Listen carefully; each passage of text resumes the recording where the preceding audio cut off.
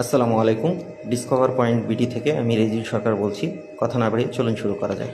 ল্যাপটপটি হ্যাং অবস্থায় আছে, দেখেন কোনো অবস্থায় ল্যাপটপটি সক্রিয় হচ্ছে না, কাজ করতেছে না। এখন আমার দ্রুত এটাকে কিভাবে আমি ঠিক করব, দ্রুত কিভাবে আমি আমার কাজ সম্পূর্ণ করব, আমার আধা ঘন্টা 1 ঘন্টা সময় নষ্ট না করে।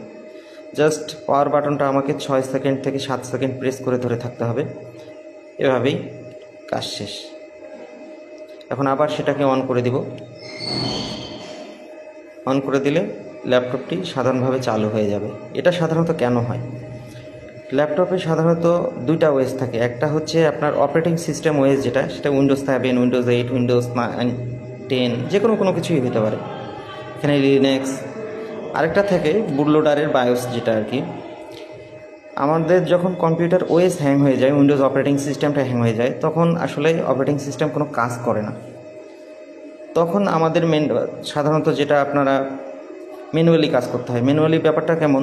সফটওয়্যার হ্যাং করে গেছে, আপনার মাউস কাজ করতেছে না, তখন হার্ডওয়্যার থেকে পাওয়ার বাটন প্রেস করে থাকলে 6-7 সেকেন্ড প্রেস করে থাকলে বুট লোডার থেকে সেটা অটোমেটিকলি পাওয়ার অফ করে দেয়। তখন আবার পুনরায় নতুন থেকে শুরু হয়। এভাবেই আপনাদের সমস্যাটির সমাধান হয়ে যায়। ধন্যবাদ, ভালো থাকবেন। আসসালামু আলাইকুম।